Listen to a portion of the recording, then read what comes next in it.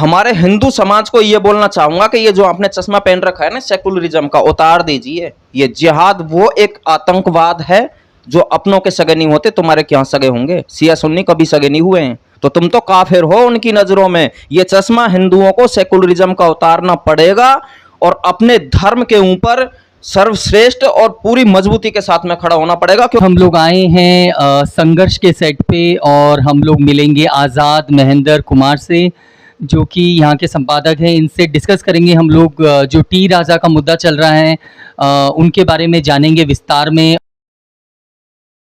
मैं सबसे पहले मैं आपको बता दूं, टी राजा सिंह जी का मैं खुलकर समर्थन करता हूं। जो बात उन्होंने बोली है और समर्थन करना भी चाहिए, देश के तमाम उन हिंदुओं को समर्थन करना चाहिए टी राजा सिंह जी का, क्योंकि उन्होंने बोला है जो सत्य है वो उन्होंने उजागर की है।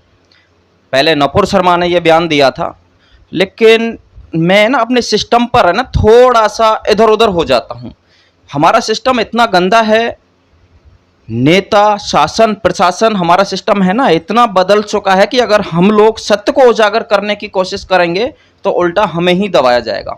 हिंदुस्तान में 1947 में इस देश का बंटवारा धर्म के आधार पर हुआ था, लेकिन फिर भी हमारी बहनों के साथ में, हिंदू समाज की जितनी भी बच्चियां हैं उन सभी के साथ में लव जिहाद किया जाता है। हमारी जो है ज़मीन है उसको कब्जाया जाता है ज़बरदस्ती, और वहाँ पर सिर्फ एक ही बात बताई जाती है कि अल्लाह के सिवा कोई भी नहीं है। लोगों को इस बात को समझना पड़ेगा।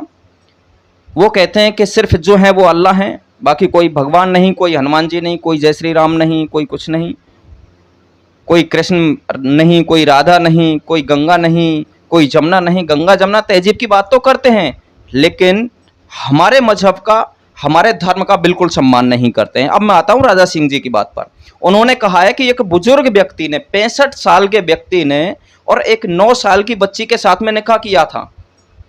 क्या ये बात उनके धर्म में सिखाई गई है? और क्या छोटी बच्ची के साथ में ये कुकर्म, मैं इसको कहूँगा कुकर्म ऐसा होता है? हमारी सनातन संस्कृति में इस तरह से कोई भी कुकर्म नहीं होता है। और इसी चीज़ को लेकर के जो है नपुर शर्मा ने कहा था, और इसी चीज़ को लेकर के टी राजा सिंह ने कहा था, और मैं भी कह रहा हूँ खुल के कि भाई वो व्यक्ति गलत है कि जो 65 साल की उम्र में हमारे में जैसे कन्याओं को पूजते हैं, बच्चियों को जब तक उनकी शादी नहीं होती है जब तक उनके पैर पूजते हैं, हम लक्ष्मी का रूप मानते हैं, देवी का रूप मानते हैं, लेकिन वहाँ पर छोटी छोटी बच्चियों के साथ में कुकर्म होते हैं। हमें उस चीज़ से भी कोई मतलब नहीं है, लेकिन अगर हमारे धर्म के ऊपर, हमारे देवी देवताओं के ऊपर इतने सारे लोग आ जाते हैं, बॉलीवुड के इधर उधर से तिल चट्टे आ जाते हैं, भगवान श्री राम को अपशब्द लिखते हैं, सीता मैया को नग्न अवस्था में दिखाते हैं। पीके मूवी आपने देखी होगी, पीके मूवी में भगवान भोलेनाथ को जो है इधर उधर घुमाया था, बाथरूम तक में उनको घुसा दिया था हमारे देवी देवताओं को।